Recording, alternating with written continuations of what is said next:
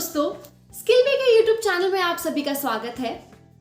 हम पोलैंड में जॉब करने के सीरीज को आज कंटिन्यू कर रहे हैं और इस वीडियो में आज हम पोलैंड के वर्क परमिट और वर्क वीजा के बारे में डिटेल में बात करेंगे।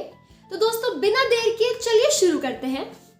अगर आप एक स्किल्ड वर्कर हैं और पोलैंड जाकर काम करना चाहते हैं इंडिया से, तो पोलैंड का वीजा आने के बाद ही आप लीगली पोलैंड जा सकते हैं। जॉब मिलने के बाद जैसे ही आपको जॉब ऑफर लेटर आता है, उससे आपको साइन करके अपने एम्प्लॉयर को वापस भेजना होता है। उसके बाद ही आपका पोलैंड का एम्प्लॉयर आपके वर्क परमिट के लिए अप्लाई करता है। फॉरेन कैंडिडेट्स जो पोलैंड में काम करना चाहते हैं, उनके लिए 5 तरह के वर्क परमिट होते हैं।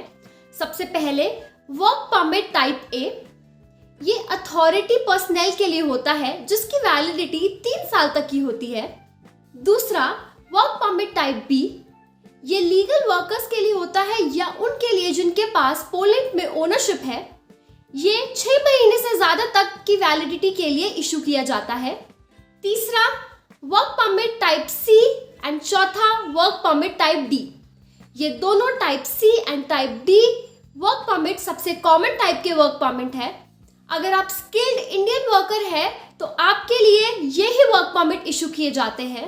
और आखिर में वर्क परमिट टाइप एस, इसे सीजनल वर्क परमिट भी कहते हैं, जिसके होने से आप पर्टिकुलर सीजन में काम कर पाएंगे। ऐसा काम आपको एग्रीकल्चर या टूरिज्म में मिलता है। आपका वर्क परमिट इशू होने के 1 से 2 महीने के बाद आपके पास पहुंच जाएगा। अगर आप एक स्किल्ड वर्कर है तो आपका एम्प्लॉयर सबसे कॉमन टाइप डी वीजा के लिए वर्क परमिट भेजेगा। वर्क परमिट आने के बाद आपको टाइप डी वीजा के लिए अप्लाई करना होगा। इसकी वैलिडिटी 1 साल तक होती है।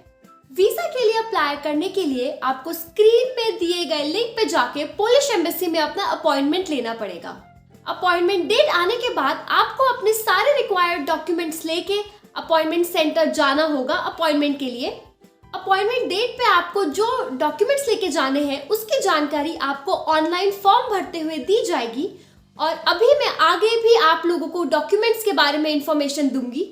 ये करने के बाद आपका वीजा आने में 2 महीने तक का टाइम लग जाता है। दोस्तों, अब बात करते हैं कि वीजा के लिए अप्लाई करने के लिए आपको कौन से डॉक्यूमेंट्स की जरूरत है। तो सबसे पहले आपको चाहिए आपका वैलिड इंडियन पासपोर्ट। आपका पासपोर्ट आपके पोलैंड के रिटर्न डेट से 3 महीने ज्यादा तक वैलिड होना चाहिए। उसमें 2 ब्लैंक पेजेस होने चाहिए और लास्ट 10 सालों में ही वो इश्यू होना चाहिए। उसके बाद आपको चाहिए वीजा एप्लीकेशन फॉर्म, जिसमें दोस्तों ध्यान रखें कि आपने अपनी सारी जानकारी सही फिल की हो। उसके बाद वीजा फी पेमेंट का प्रूफ या बैंक स्टेटमेंट चाहिए। पासपोर्ट साइज फोटोग्राफ्स चाहिए। इसके बाद आपको चाहिए एम्प्लॉयमेंट का प्रूफ, यानी कि आपका वर्क परमिट या ऑफर लेटर।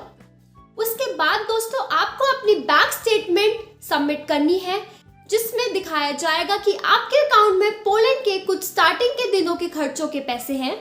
दोस्तों, पोलैंड के स्टार्टिंग के दिनों के खर्चों के लिए आपके अकाउंट में लगभग 1 से 1.5 लाख रुपए खर्चे के लिए होने चाहिए। तो ध्यान रखें कि आपके अकाउंट में इतना अमाउंट जरूर हो। और दोस्तों, आखिर में आपको चाहिए मेडिकल ट्रैवल इंश्योरेंस, जो कि 30,000 यूरो तक का होना चाहिए। ध्यान रखें कि ये सारे डॉक्यूमेंट्स लेके आप अपने वीजा सेंटर पे जाएं और अपॉइंटमेंट अच्छे से अटेंड करें।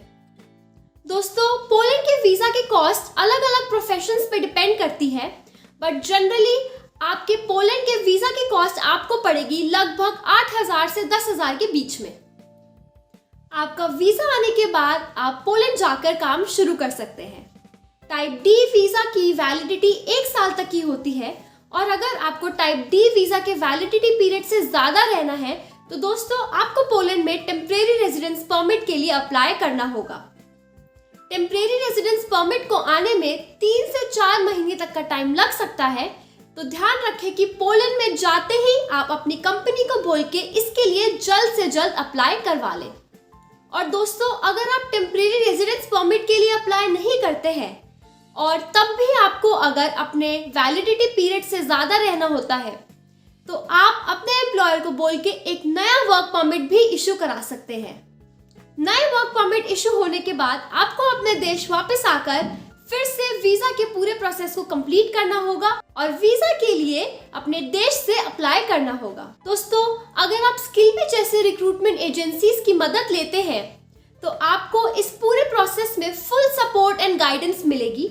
इसीलिए मैं आप सभी को रिकमेंड करती हूँ कि आप एक ट्रस्टेड रिक्रूटमेंट एजेंसी की हेल्प जरूर लें। आई होप आपको पोलैंड के वर्क परमिट और वीजा के बारे में डिटेल में समझ आया होगा। नेक्स्ट वीडियो में हम पोलैंड जाने की तैयारी कैसे करनी है और वहां पे जाके आपको क्या स्टेप्स पूरे करने हैं उसके बारे में डिटेल में बात करेंगे। तो स्किलपी के यूट्यूब चैनल को जल्दी से सब्सक्राइब कीजिए और कमेंट सेक्शन में हमें बताइए कि आपको ये वीडियो कैसा लगा और आगे आने वाले वीडियो जरूर देखें।